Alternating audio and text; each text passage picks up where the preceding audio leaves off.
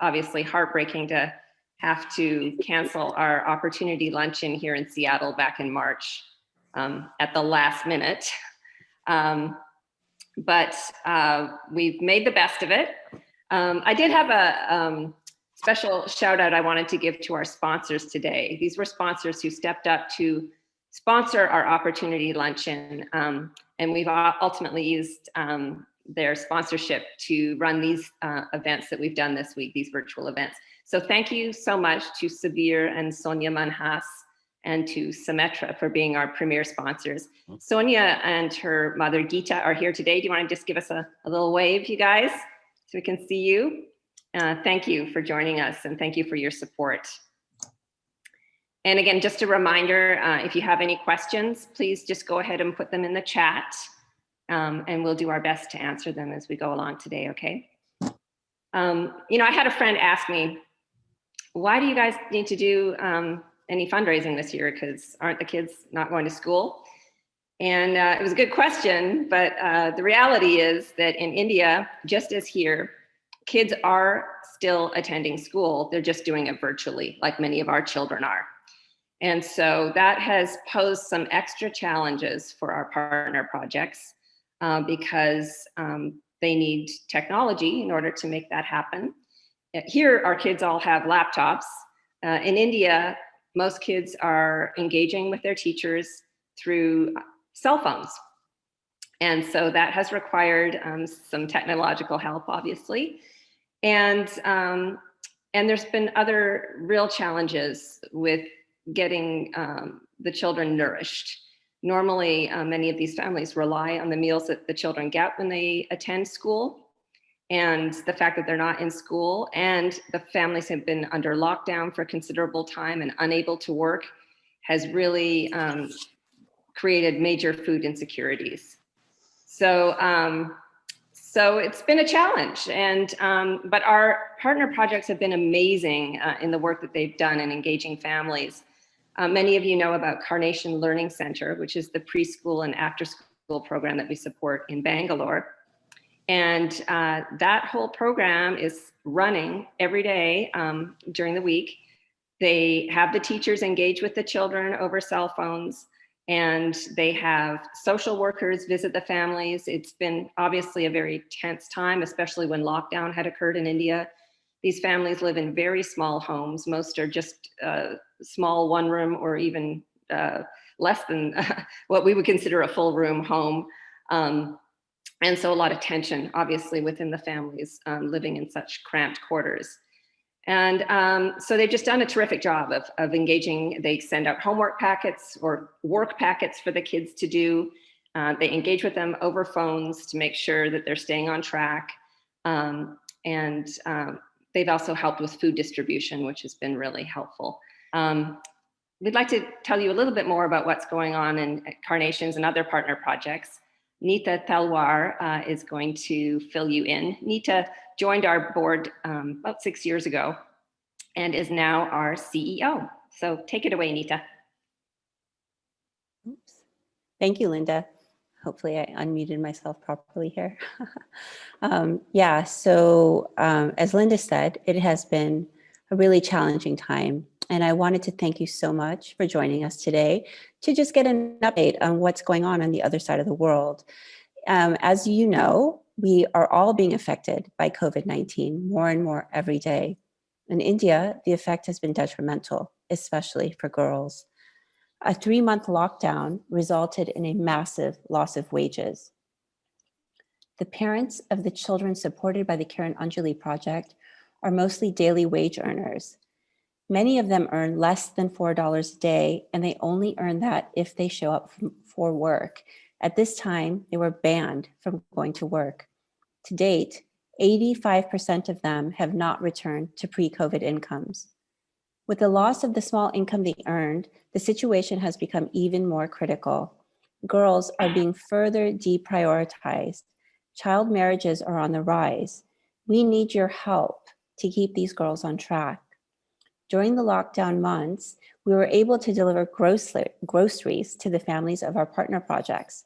This was a lifeline for them and much appreciated. We also wanted to ensure that the girls did not return to dangerously low weights that would affect their health. Schools have been slow to start, and the new e-learning environment requires many changes.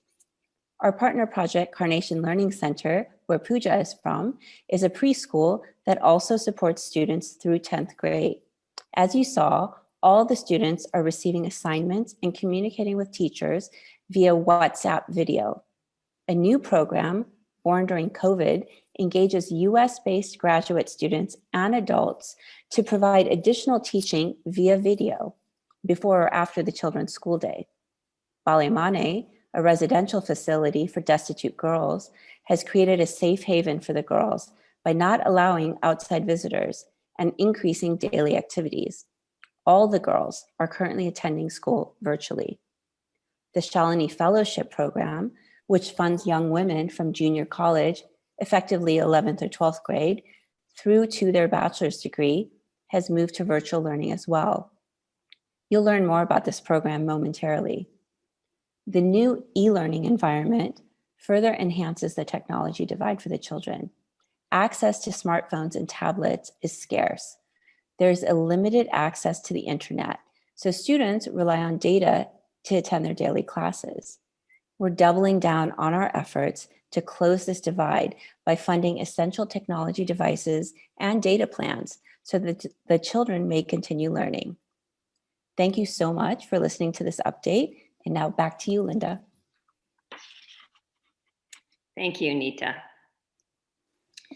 So as many of you know, about 6 years ago, we started a program called the +2 Scholarship Program. And this was really set up to help the young women who were finishing school when school ends in India at class 10.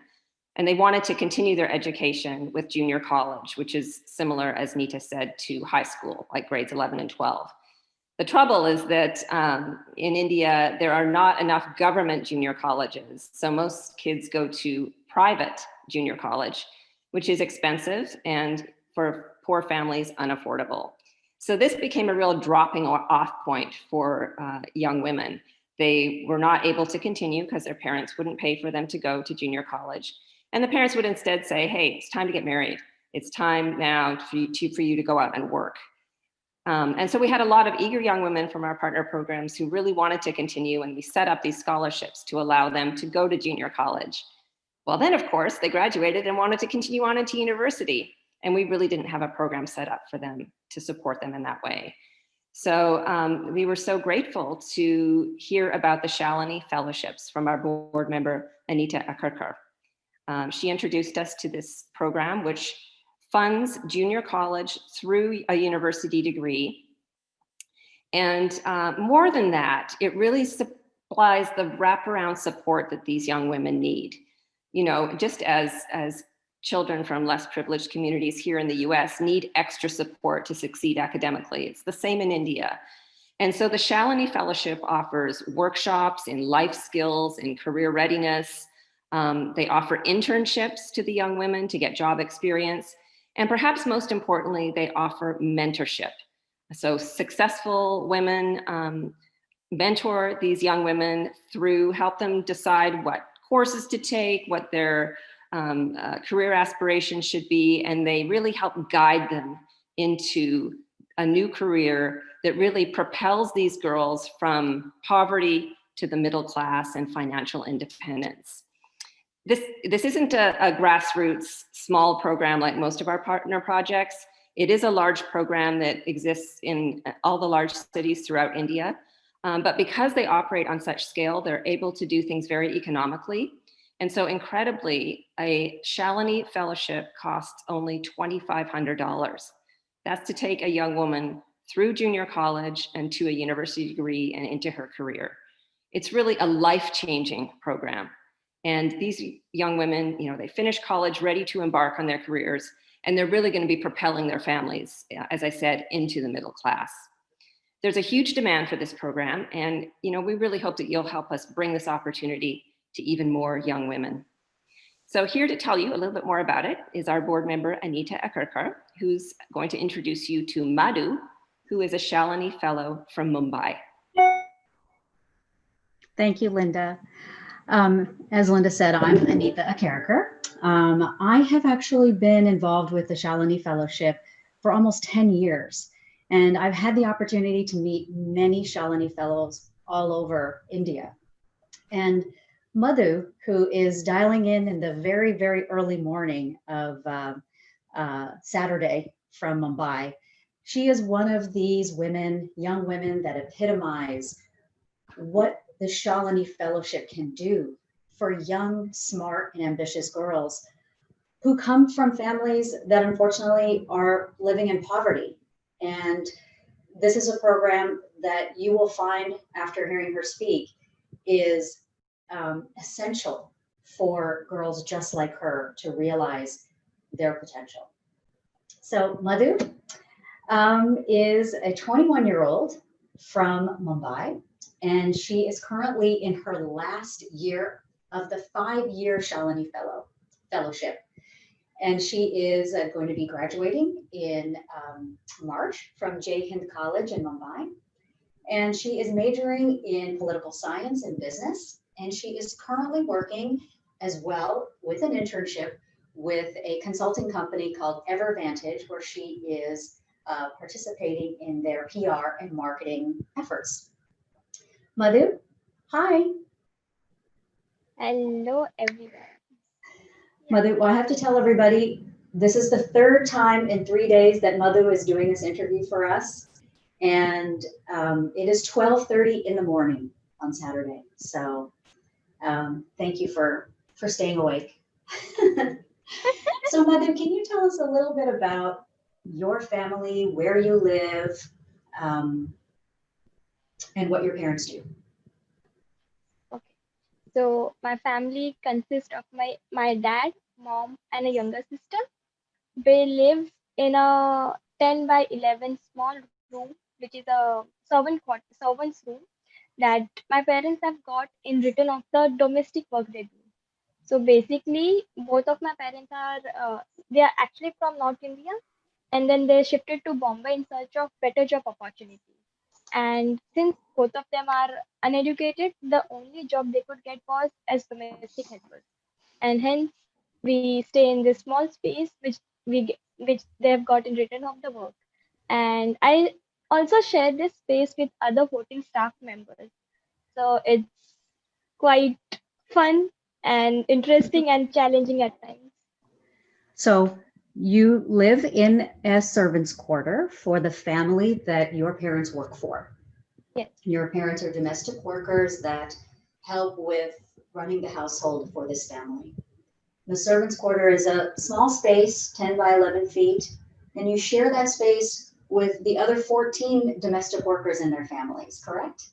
Yes. So given that you're about to graduate from college, you've had to study hard. So how do you and Diksha, your sister, study in such a busy environment? So my mentor, who I got from USF, the Shalini Fellowship, she gave us this idea of plugging in our earplugs, playing on a music, and reading the book. And that's how we manage. So it's like you are in that music mode, and then you just don't listen to anything, you just listen to that music, and you are concentrating on the book in your hand. Well, that's good advice for all of us, right? We're all here working, going to school and everything. So it works, right? Okay, so you mentioned to me once that girls like me don't know what's happening in the world. Can you tell us more about this? And how would you describe yourself before entering the Shalini Fellowship?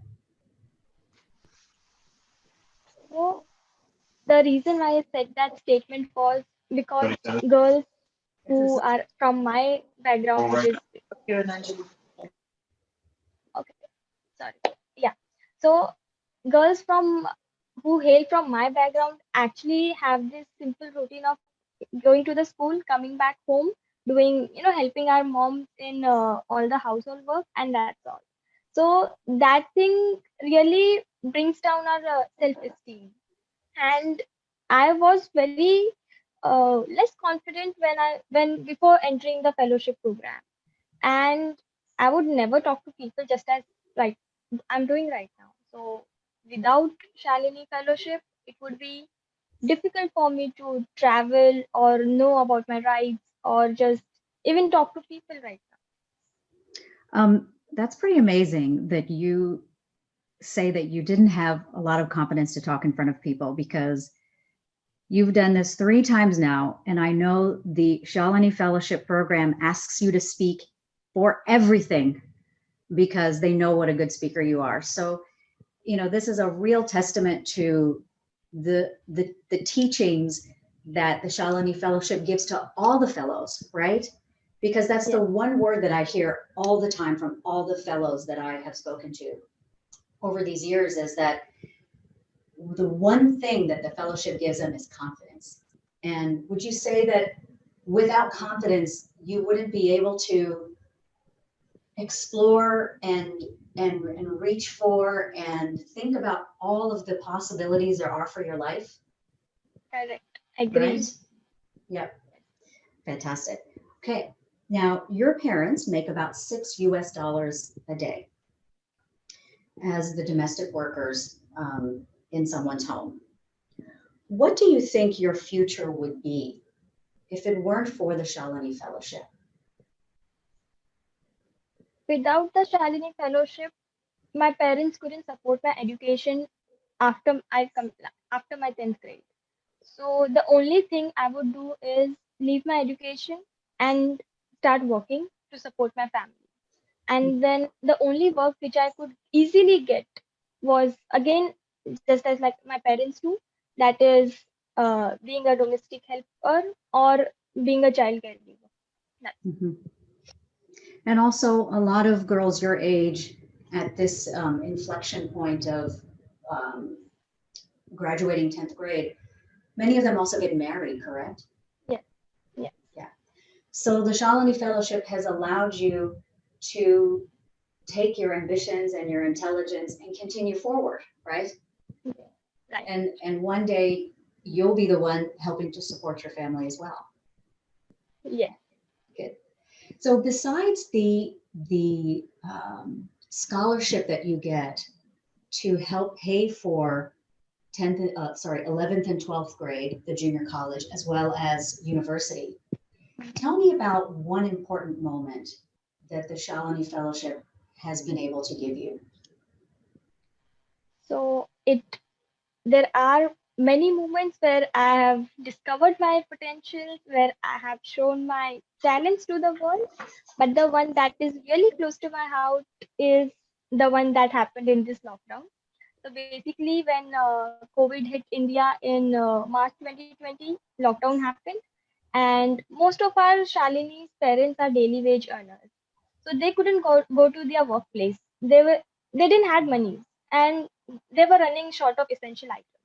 And at that time, the Shalini Fellowship came forward, and they decided to donate or supply groceries to this Shalini. And then I came up with this idea, let's do a virtual fundraiser. So I spoke to the Bombay Core Committee, and then we spoke to the Delhi team, and then we all collaborated, and then we got a celebrity hairstylist who was ready to speak, and then we did a small virtual fundraiser where I think we got around 5,000 US dollars, and then we used that amount to deliver groceries to the Shalinis who are in need of that. So I just want to emphasize something that you just said, so that people make sure I want to make sure that people take away from what you just said. So one of the key tenets of the Shalini Fellowship is that every fellow is required to give 50 hours of community service. So it's not only for the young woman to understand that giving back is important, but it also instills in them the confidence that they have something to give. And what Madhu just said is a huge testament to that. She knew that other Shalini Fellow families were struggling during COVID times. So she took the initiative to gather the right people together to create a virtual fundraiser and raised 5,000 US dollars. This 21-year-old Shalini Fellow, Madhu, knew that she could do that because the fellowship gave her the confidence of her abilities, and she was able to bring that to life. So that's just so, it also tells us so much about what Madhu is as a person as well.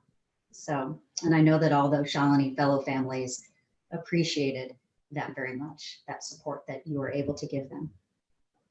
So Madhu, you are going to graduate in March. You are going to be graduating with a political science and business degree. And currently, as I mentioned, you are working as an intern at Evervantage Consulting Group as a marketing and PR intern. You're doing such a good job that they are actually giving you a job when you graduate. So what I wanted to ask you is, what is this opportunity? What impact is this opportunity going to give you and your family? So I think they are going to support a daughter to take on her career, what she wants to become, and help her in becoming that. And then this will help me in telling my parents, okay, now I can support you guys. You guys can sit back and relax.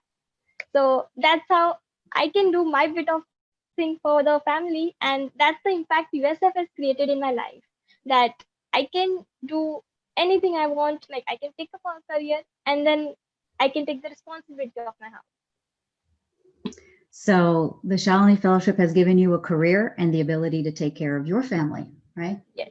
Because your parents have done all the things that they knew how to do to give you the opportunities, which is one wonderful thing about all of the parents of the Shalini Fellows, is that they are very supportive of their girls and their education.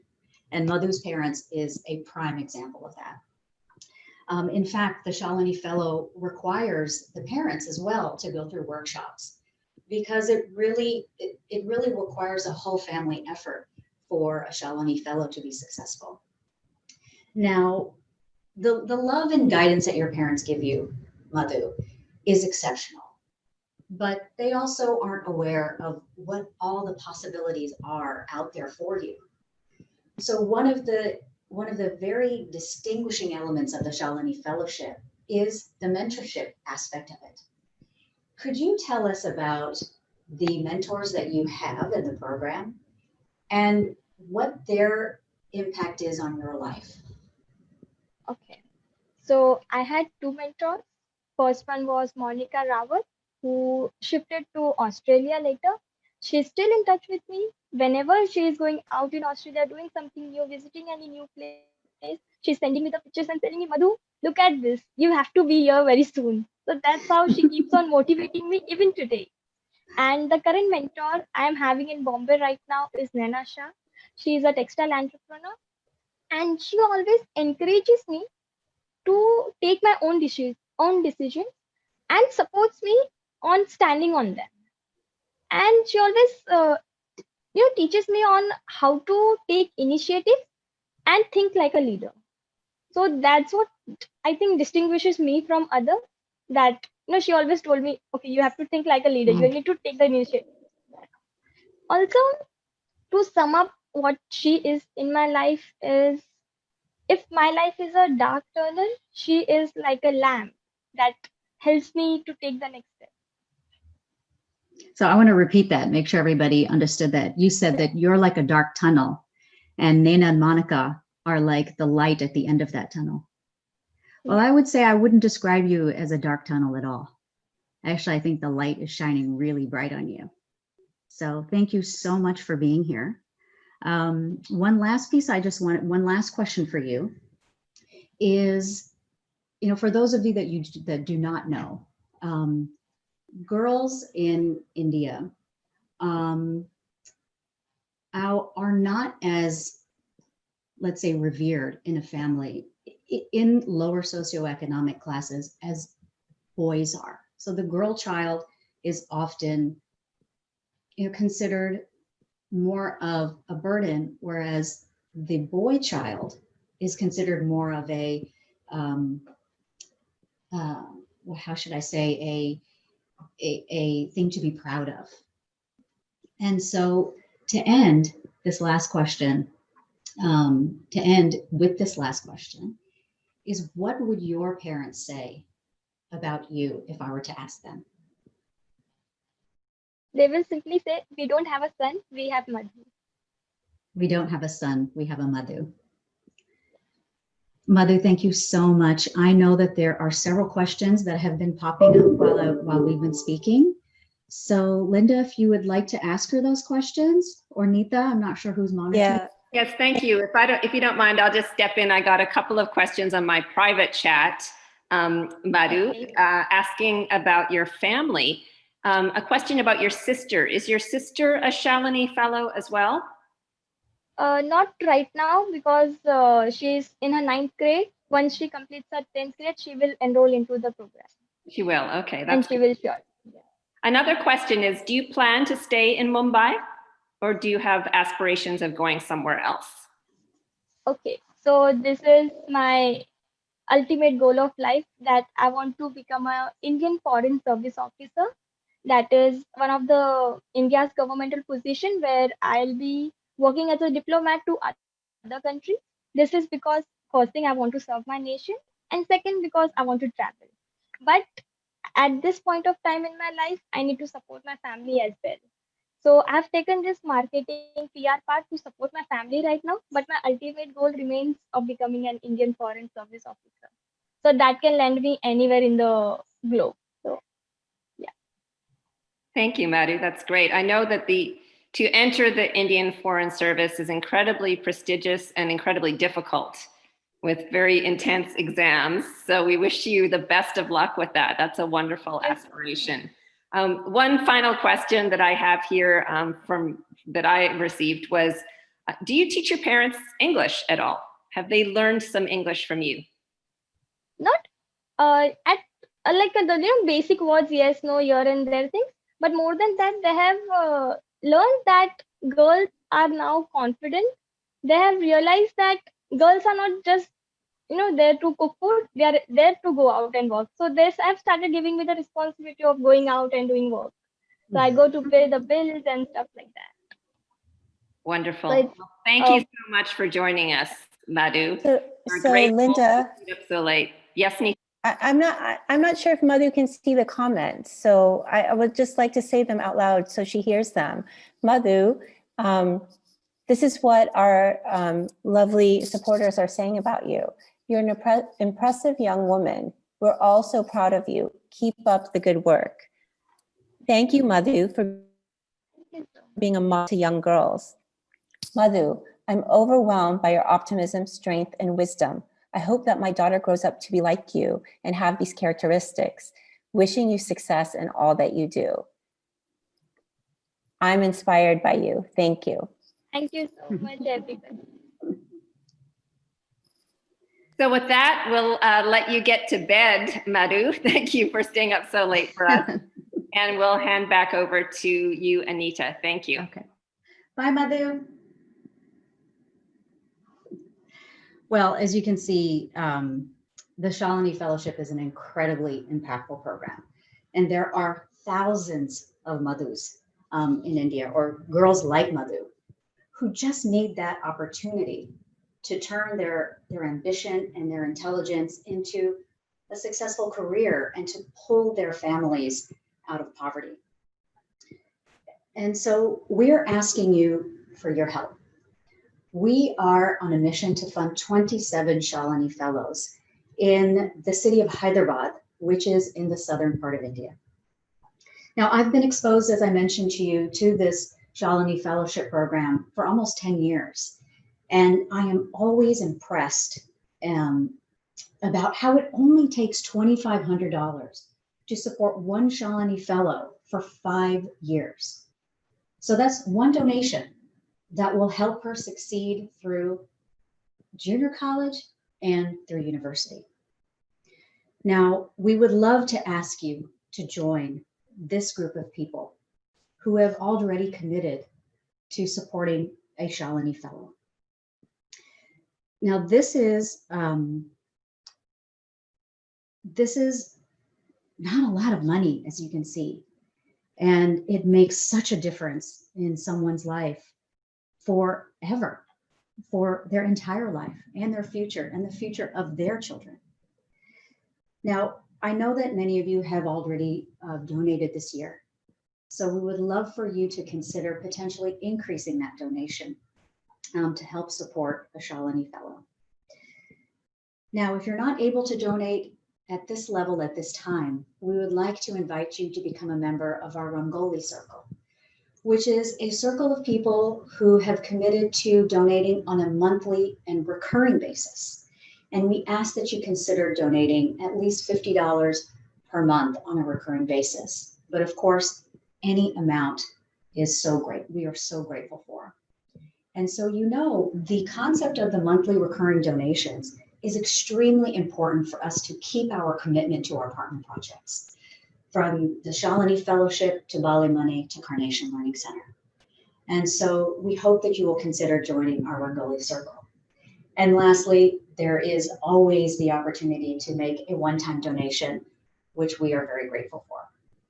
Now, there are two ways to donate. You can donate on your phone. You can text to the number 44321 the phrase CAP 20. And the 44321 is where you would actually put a normal phone number that you would be texting to. And the phrase CAP 20, once you hit send, you'll actually get a link back that you see on the screen there. Click on that link and it will take you through all the steps involved to make your donation today. And there is no additional fee for that as well, just so you know. And then the old-fashioned way of donating on the internet, you can go to kaproject.org/donate. And I just wanted to thank you so much for being here, listening to our new partner project and the update on our current projects. And I hope that you see what an impact the Shalini Fellowship makes on young girls in India.